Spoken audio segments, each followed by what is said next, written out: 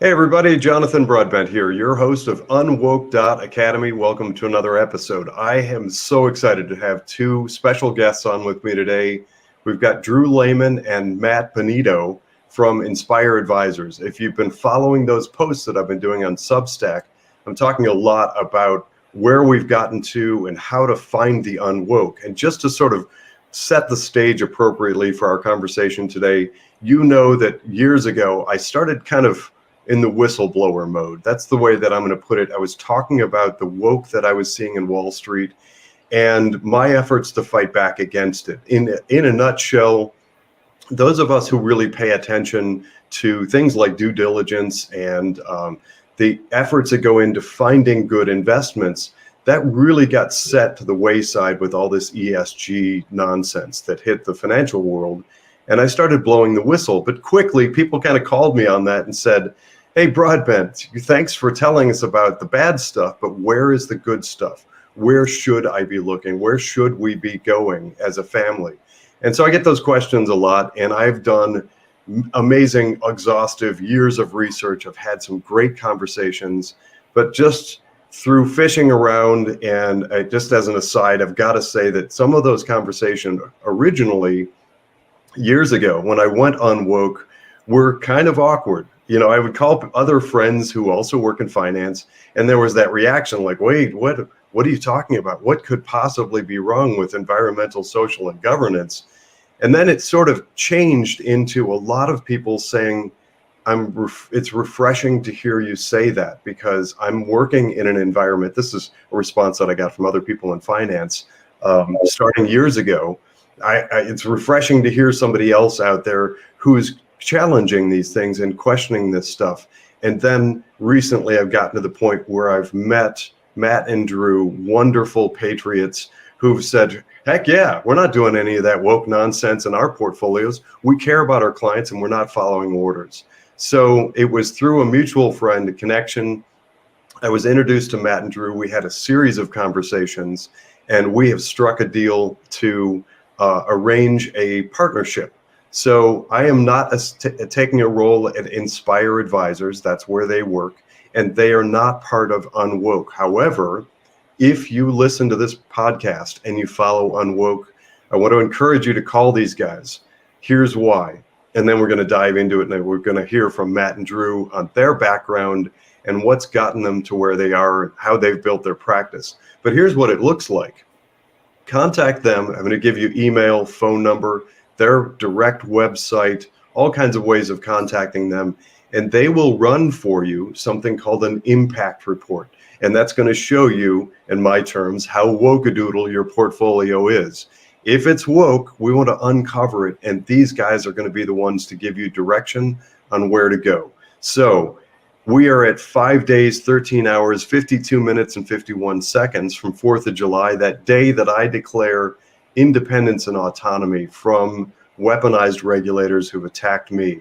I'm now thankful to have Matt and Drew as people that I can point to.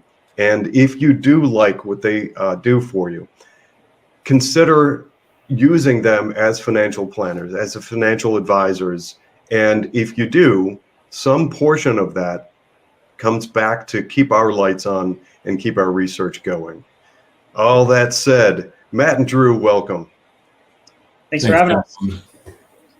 So let's start off with your background. I know a little bit, before we clicked record and some prior conversations about how you got to Inspire.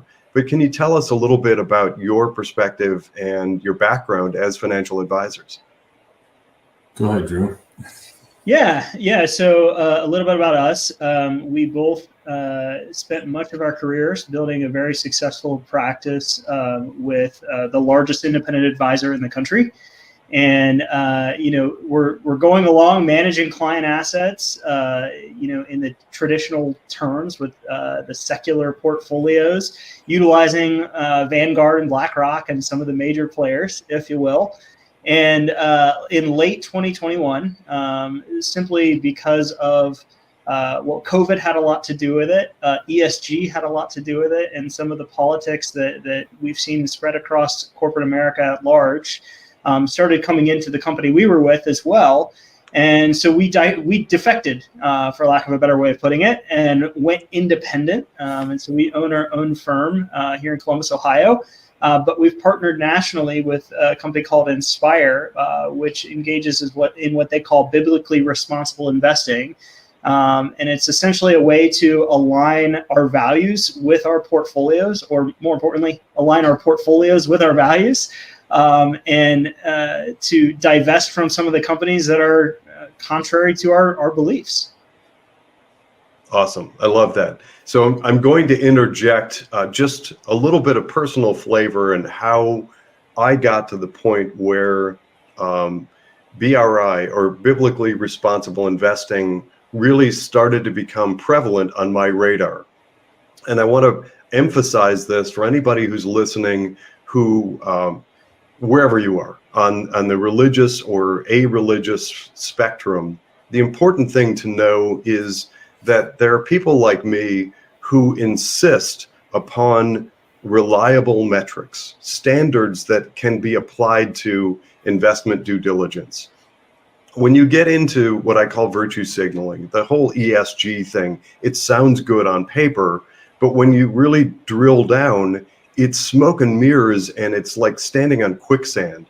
And so I talk to pretty much everybody, and I'm the first one, and I will candidly say over and over again that through my entire career in finance, nobody ever talked religion or politics. But now religion and politics have definitely entered the political sphere, just like it has in all kinds of other things, like public school education and things like it. So my pursuit of having solid ground and people that I know are doing the work, the due diligence, led me to a greater understanding of biblically responsible investing. This does not mean that you have to be Christian or you have to follow or adhere to certain standards. If you do, then the things that Matt and Drew are going to talk about will make a heck of a lot of sense. If you don't, and Matt and Drew, you can correct me if I'm wrong, you don't have to be a practicing religious person in any particular denomination, or you might be atheist. Again, I'm sort of going out on a limb, but it's my understanding that your perspective is simply to apply Judeo-Christian values. And in that realm, I fit a lot of stuff. And yes, I recognize as I'm venturing into this could turn into much longer than our usual 45 minutes or so of podcast. We could delve into theology. My point is to sort of quickly address the theological elements of this. What that does is provides a good foundation for you guys to apply reliable, consistent, meaningful metrics to how you analyze. And anybody that wants more information on that, I'm also going to include a link to part of Inspire Advisors, which is called Inspire Insight. It's a free and open public domain where you can get feedback on any potential investment. There are literally tens of thousands. I believe they've analyzed most all of the major and many of the minor players out there. And what that looks like, again, is just sort of a little aside. If you pick let's pick on Target again, the company Target. If you type in Target, you'll find the ticker symbol for that company, and then you'll find feedback from Inspire Insight on their views about their behaviors from a corporate standpoint. That's what I'm delving for. That's what we're after, and that's what we're talking about when we talk about biblically responsible investing. You guys can chime in. Let me know if I'm off the mark on that at all, if any of that doesn't really gel with your business model. No, I think you're spot on. And really what we're trying to do is get companies to bare minimum just be neutral, and to stay out of things. Really what we found is a lot of the large cap companies, it's almost they pay a bribe to the woke mafia just because they don't want to be targeted in a way. And so, not to use Target as, kind of a reference there as Target being, so I guess what I'm trying to get at is that a lot of these large companies, they feel like they're going to get pushback if they don't just cater to these smaller, issues that are out there. Sometimes they do it because they have people within the company that are, trying to push an agenda. But I think most of the time, these companies don't want to do these things. They just feel like they have to have that, a virtue signal is, I guess, the best way to put it. So a lot of it's just virtue signaling. We just want these companies to remain neutral, stay out of it, don't be activists. One of the big screens that I found that was really impactful to me is state-owned enterprises. You had mentioned the National Security Fund on one of your other podcasts, and it was surprising to me to see how many companies within an international index that are owned by foreign countries. So we don't have any foreign-owned countries. I don't care if it's the United States government. We don't want them owning the stock because they can control that stock, manipulate that stock, and it's not good for anybody. So, we're free market capitalists. ESG is one of those big terms that, like I think you said on one of the other podcasts, is it can be defined as whatever they want it to mean, and their definitions are not good. I'd say we could look at ESG from a biblical view, and it would be a positive thing. But like environmental, we're not against oil, but the way they look at it, they are. So, yeah. So sorry, I'm kind of going off on a tangent there, but there's so many different aspects, and just the bare minimum way of looking at things is just these companies do what they do best, make their product or service, and stay out of the noise, the politics of the day, and I think most people would be happy with that. Yeah, and to add to what Matt was saying, and to kind of reiterate something that you said, Jonathan, you don't have to be a practicing believer to invest this way. And in fact, a number of my clients are not. Interesting enough, some of my clients disagree with some of the screening principles, and that's okay. Some of my clients just like working with me and the service that's provided, and some of them find some of the screening to be incredibly valuable, and they agree with some of the beliefs and the values, and they might disagree with one or two items that are maybe a little bit more political, controversial, if you will. But they like the general sentiment of what Matt said in the first place, and that is, we want soda companies to produce soda and stay out of my politics, right? And that's what we're trying to do. And what I love about Inspire, two things in particular. One, their screening process is repeatable. It's easy to understand what they're doing, right? And so there are certain industries which we just choose to stay away from a value standpoint. Things like companies producing abortifacients, for instance. We stay out of those. But the other side of it is, what are companies giving money to? What, when they have their philanthropical goals, right? Whenever a public company gives money to a charity, that has to be reported publicly on a quarterly basis. And so we can take that and look at that and see what they're giving money to and choose whether or not we want to invest with that company or not. But the other side of the coin that I'd like to spend some time on as well is, what is Inspire doing from a corporate engagement side? So not only are we choosing to invest or divest money from different companies, which is incredibly important, but then we're using that as leverage to go to investor board of relations to take action. To, Jonathan, you talked on a prior episode about proxy voting, for instance.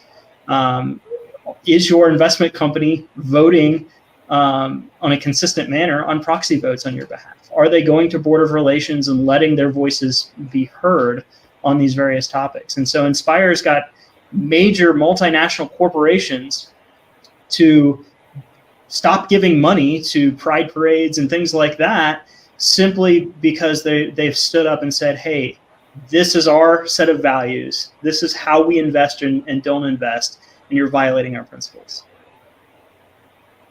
That's spectacular. And you've shared with me a few examples. Drew, can you share any examples for this podcast of success stories like that? Any specific examples?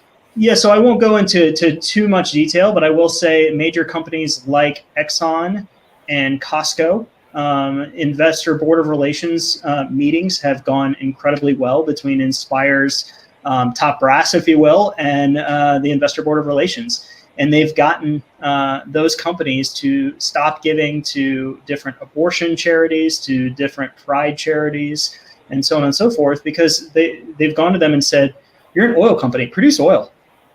We want to invest in your company. We're an asset management firm with, not us locally here, but Inspire nationally, with over $2.5 billion in assets under management.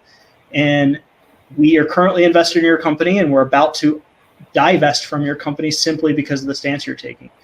What's been amazing to me is to see the response from fellow believers or fellow conservatives, even within these major multinational corporations, that say, "Hey, I share your beliefs, but the problem is we have the very, very loud voices of the minority of the woke left that are coming in and raising a stink about this topic or that topic," right? And now, because you've come to us and said, "Well, hey, we're on the other side of it as investors," now I have the ammo or the arrow in my quiver, if you will, to go back to the board of relations and say, we have both sides of the argument. That's spectacular. And I want to draw sort of an analogy to politics, state, local, and federal politics. And that has to do with testimony. I think you'll see where I'm headed with this, but I just sort of through falling into a role in trying to fight back against the woke left some years ago, I sort of ventured into a role in politics, and now I'm elected to local county central committee. That's a whole separate ball of wax. But one of the things that I've learned along the way in deciding to actively learn about local politics and how it works, and our state legislature in Columbus, Ohio, I've learned that there is truly a hunger out there for people to come in and tell their story from the conservative side, from even the neutral side, because what's so common in sort of the bills and proposed legislation in state houses all across the country is an extreme level of activism from the left, and very few people willing to assert themselves and express their voices from the middle or conservative right-leaning positions. So in this circumstance, I think that there's a natural parallel. You have a lot of left-leaning activist organizations that are constantly in the ear of boards of governance of publicly traded companies. And it's up to organized groups like Inspire to go in and provide a little counterbalance. And I love the fact that you guys are doing that. For sure. Yeah. And just to add to that, if you just look, as an example, over the last several years, the riots that have taken place, right? You always see rioting happen from one side of the political aisle, not the other. And it's the same, to draw the inference that you're drawing there. It's the same thing when it comes to the investing side of things. You see the small few standing up and making their voices heard about whatever left-wing topic they want to pick on today, right? And unfortunately, people on the conservative right have not stood up against it. And so this is a way to do that. Yeah, and courage breeds courage. So if we can get more people within, there's good people within all these companies that we're talking about, that if we could just give them a little bit of help on their spinal column to firm it up a little bit, it helps them to stand up. And all the riots that Drew just mentioned too, that's basically what these companies are afraid of. I mean, you look at the Supreme Court justices, it's across the board. It's in the companies, it's in our politics, it's everywhere where, a small minority is scaring people into not saying anything because they don't want to be labeled some label, a hater or whatever it is. They get labeled, they get persecuted, and they see that, and nobody wants that. But if some people do speak up and have that courage, then other people can do it too. I agree completely. It takes enough of us with the courage and moral fortitude to stand up and say enough. We're not having this stuff. So as you pointed out, we don't counter on the right with extreme violence and burning and harming people and mayhem. It's just not our way. But there are things that we can be doing. And one of them is this conversation, vote your values. Because if we, and that's kind of one of the catchphrases I landed on early when I started advocating for going unwoke. It's what I call getting the far left out of your social, out of your political, and out of your financial life. Unwoke is very focused on finance and untangling those far left organizations like banks, insurance companies, investments, etc. And the catchphrase that I landed on is defund the woke. If we can take the money away, so let me put it this way. We know, you guys probably know at least as well as I do. I mean, what are we up to now at BlackRock? To 10, 11 trillion dollars that they manage. And then you add in Vanguard and State Street. I think we might be 25, 30 trillion dollars that they move around. What happens, and this is a rhetorical question, you guys can dive in and give opinion if you want, but sort of a general rhetorical question. If we had a magic wand and overnight we could move the needle and move the assets that those companies control, they're very left-leaning, to zero, what would be the social geopolitical impact of that? I think it would be significant. So when we talk about vote your values, one of the first things that we have to be looking at is what are we funding with our investments? And that includes your 401k, your IRA, your brokerage accounts, your kids' 529 college savings plans, all of it, any of it, absolutely every bit of it can be steered into far left companies, causes, and even countries, as we saw with the recent report that BlackRock in particular, and this was a congressional report that was delivered via CPA. I think it was CPA was the group, but BlackRock has actually been using offshore managers to funnel money into seed money and funding the growth and development of the Chinese Communist military power, the Chinese Communist Party's military ambitions. Easy for me to say. So I want to get sort of back onto my vision for us working together. Well, the first thing is I hope that this is the first of many times that you guys are able to come on and join us, talk about market insights, what you guys are working on, what you think is happening in the world of investing and finance. But I want to propose this idea. The idea is that I'm working really hard on unwoke and what that means and trying to give power and voice back to we the people. And that means exposing things like the corporate equity index. Now, I think it was Matt or Drew, one of you was talking about what motivates corporations to actually do self-harm, to make some of the choices at the corporate level that they do. And one of the key ingredients is corporate equity index. Think of that like the social credit score of global corporations. It's a score by which these big multinational banks effectively can control the behaviors of corporations. Do this, or we're going to increase the cost of your line of credit. That's basically sort of what it looks like. My view is that at Unwook, we're going to keep uncovering that and talking about it and exposing those things.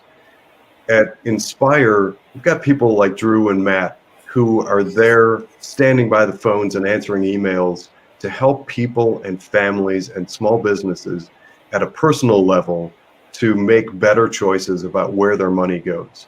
Does that look about right for you guys? Yeah, that's right. And if I can just jump in, on something you said a minute ago. So yes, we are helping individuals, and that's where we spend most of our time, right? Helping them meet their financial goals while also aligning their investments with their values and not supporting things they don't want to support. But going back to what you said about BlackRock and the $10 trillion, Robert Netzley, who's the CEO and founder of Inspire, and I think you're planning to have him on soon, hopefully. Yep. him and his team have done some work to determine that just in retirement assets alone, so not including non-retirement assets, but just in retirement assets among Americans that identify as evangelical, there is over $21 trillion in retirement assets alone. And Inspire, in national terms, is managing a little over $2.5 billion. And so Robert's goal is, what if we just get 1% of that or 10% of that, right? The numbers are huge, and it's not just a matter of us growing a company and growing profits. It's a matter of money speaks, and where the money goes, then your political action can go, if you will. If we had $21 trillion in assets under management, we could effectuate change, definitely counteracting what Vanguard and BlackRock are doing, right? In major proportions. And so that's what we're trying to do on a bigger picture. But on the smaller picture, you're right, we're helping individuals and families just meet their financial goals on a daily basis. So I am going to interject briefly what I consider to be sort of a godly, biblical perspective, because for me, that's where it fits in my mind. You can associate whatever you'd like to this, my friends in the audience, but just by happenstance, and it's still, I marvel at this. Many years ago, was it 15 years ago? So I'm looking at my calendar today. It is June 28th, 2024. And in 2009, I was actually working for a retirement plan services group for a Wall Street firm.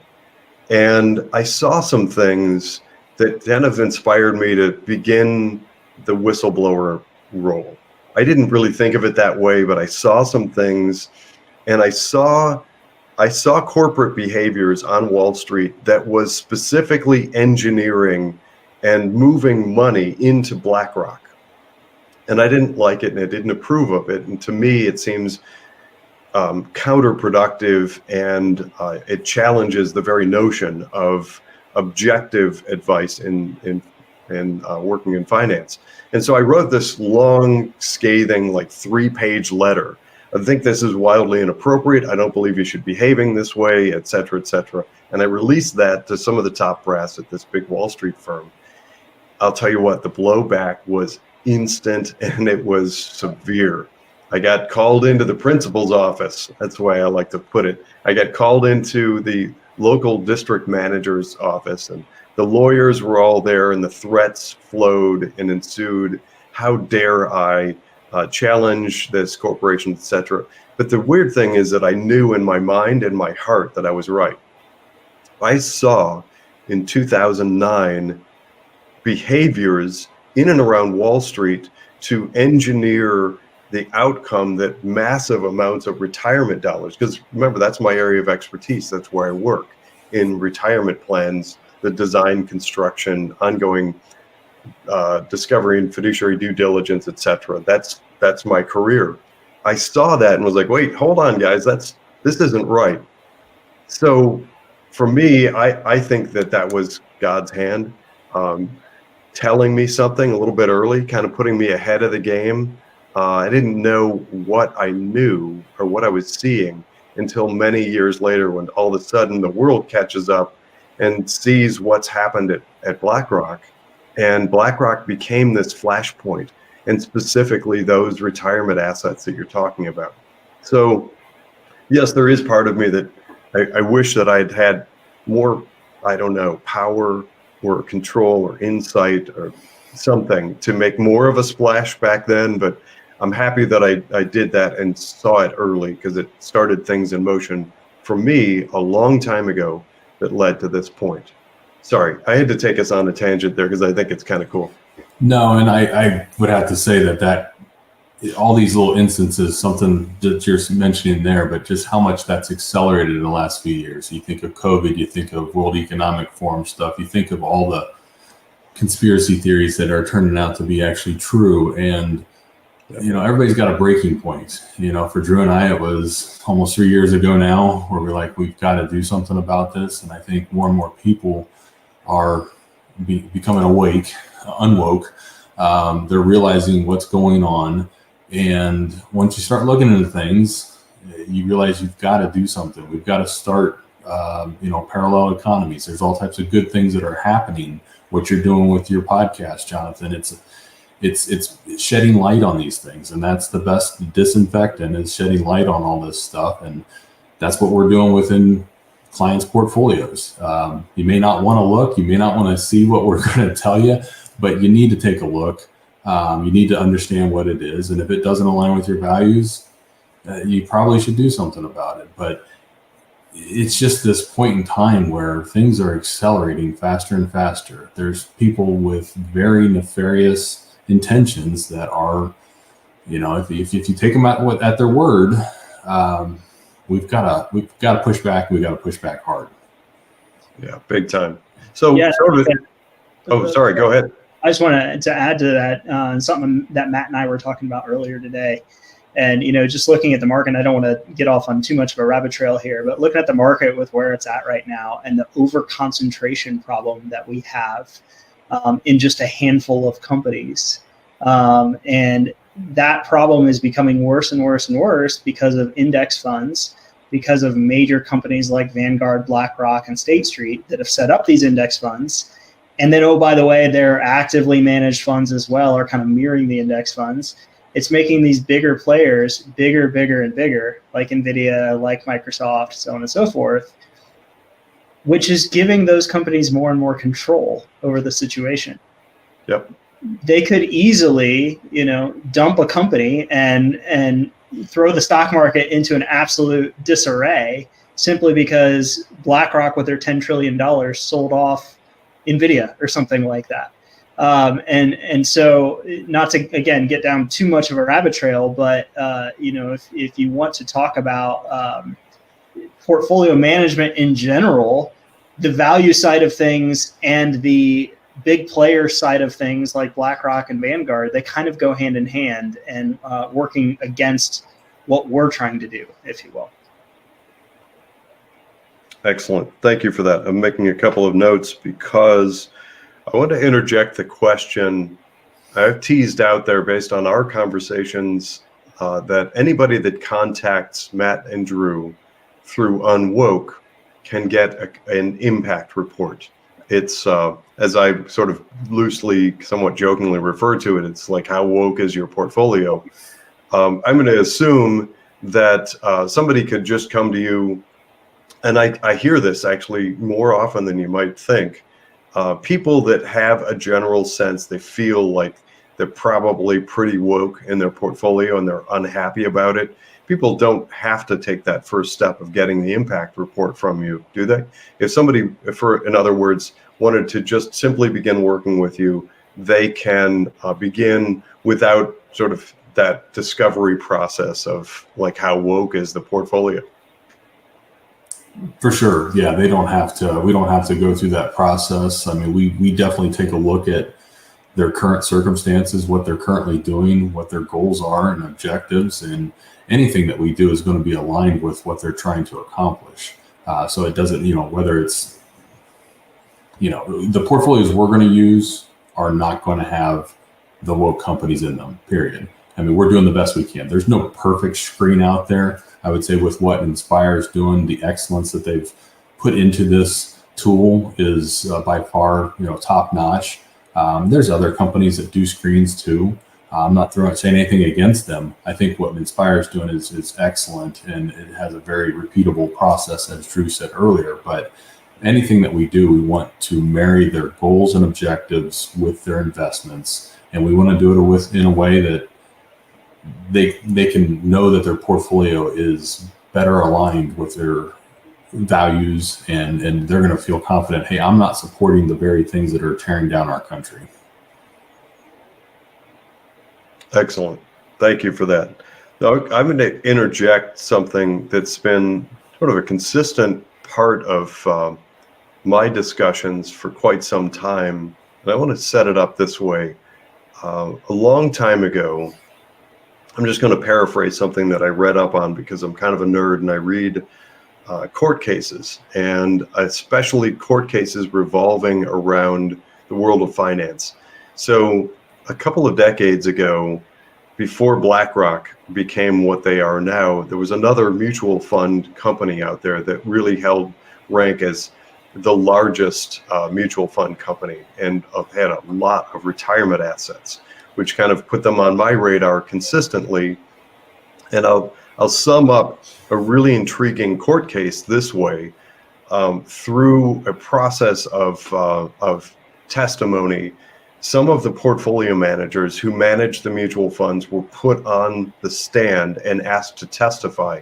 And one of the things that came out as a byproduct of their testimony is those managers admitted in a court of law that their mutual funds were actually too large. They were too big, and it stopped them from being able to be effective on behalf of their clients. And specifically by that, I mean, if you invest money, you want to see a good return on that investment.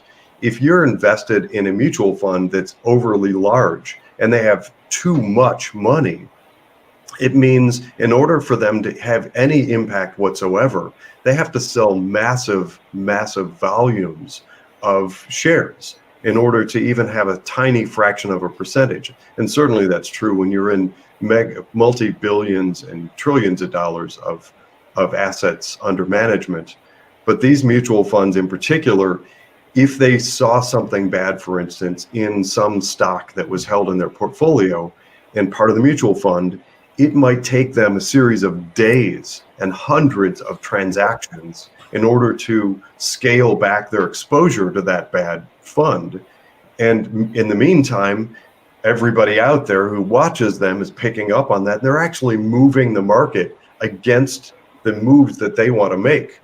So, and the reverse is true as well. If they wanted to have any impact, like they saw some significant opportunity and wanted to put enough money into it to be able to have any meaningful impact on the percentage, the earnings for their clients, they would have to move massive amounts of money.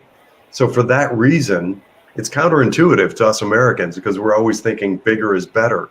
But a lot of these small managers with small funds, the boutique, they're way more nimble. They can get out fast when they see danger, and they can jump fast when they see opportunity.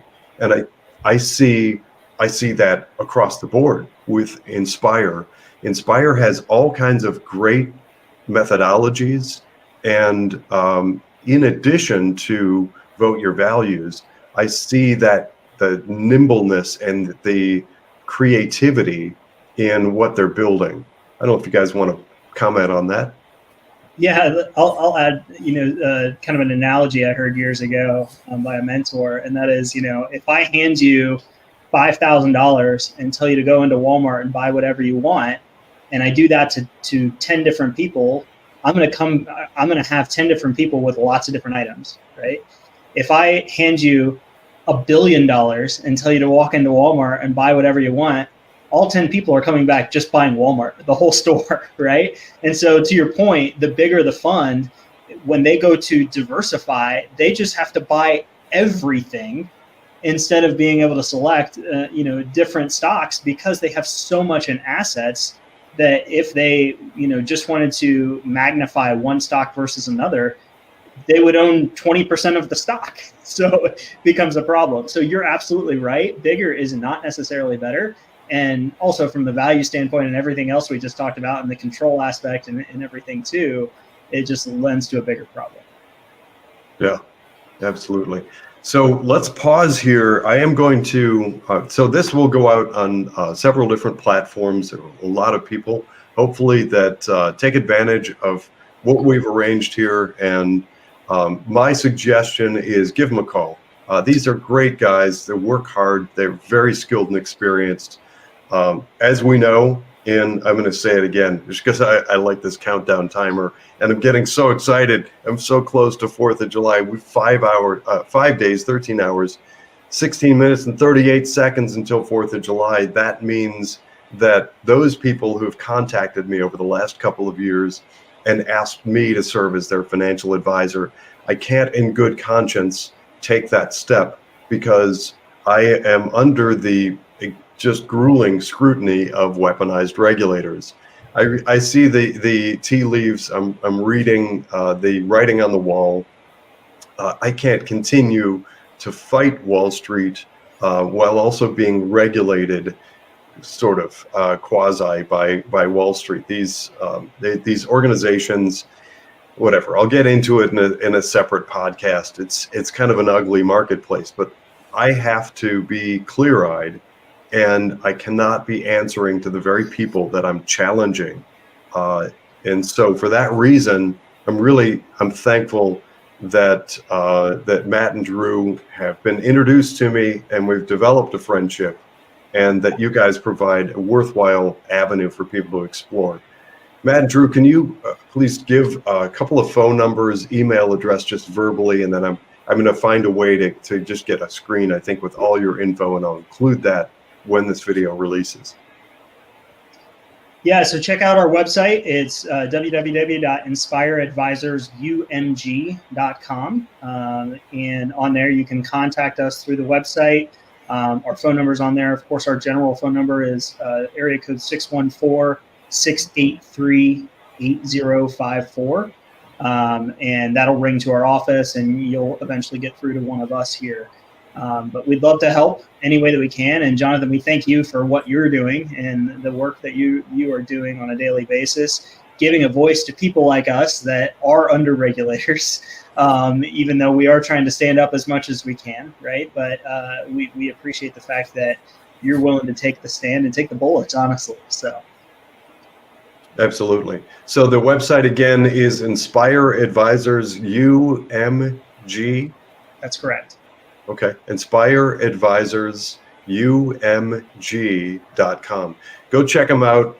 These guys are waiting. They're standing by. I have their every assurance, and these guys are they're honest, hardworking Christian fellows, and they're not going to mislead us. I have their assurance. If you see that, if you get that that impact report, obviously our hope is that you like them, that you guys gel, you end up working together, but there are no strings attached. There's no obligation to that. If you don't click for any reason, please do take that report and run with it elsewhere. If it's your own research or somebody else you end up working with, the mission at Unwoke is to move the needle. We need to get the money out of the hands of places like BlackRock, Vanguard, State Street. We need to get it back to we the people and give voice back. We need to defund the woke. And toward that end, I do hope that you gel with Matt and Drew and end up working with them. As I said before, it's just a win-win-win all the way around. You'll know what you own. You'll feel happier and more confident and comfortable with the stuff that's underlying in your portfolio. You'll know that it's screened, that you have good guys looking out for you and working for you. And they have kept their fee structures the same, but they've agreed to share some of the revenue back to help me to keep the lights on here and keep the research going that I'm doing. So that's just a win all the way around. I hope things click. Is anything I said there off the mark? You've told us there's no strings attached. I do hope that a lot of people call you up and give you opportunity to start running those impact reports. Yeah, no strings attached. Sorry, Matt, I don't mean to step. I was just going to say, please, if you do reach out, just make sure you mention Unwoke so that we can make sure, like Jonathan said, that we can get some of the financial resources back to him to continue his great work. Yeah, and everything you said, Jonathan, was spot on, and we're here to help. And even if we can't help for some reason or another, we'll point you in the right direction. But thank you again, Jonathan, for what you're doing. Thank you for allowing us on here to tell everybody a little bit more about what we're doing. Roger that, and ditto. You guys keep up the good work. I will get myself out there, and I guess I'll be the one to suffer the slings and arrows. But your firm is doing a great job of asserting itself and sticking within the guidelines and regulations. I'll be the one to go out there and expose stuff. As I said before, and this is important to understand, there is no affiliation between these guys, Inspire or Unwoke. We are simply friends that have chosen to work together in a collaborative way for a referral. That's really all it is. So I hope you do take them up on that. Watch for additional information, and I think that these guys will probably become regular guests. It's been delightful having you both on the program today. Thanks for joining me. Hey, Jonathan, one more thing, if I may. Sure. Tune in Monday at 4:00 for the closing bell on the New York Stock Exchange, where Inspire and Matt and I will be there celebrating the launch of a new ETF through Inspire, 5 basis points. Nine. Oh, is it 9 basis points? I'm sorry, 9 basis points to track a group of large cap stocks. It's fantastic. Awesome. Monday at 4. You know what?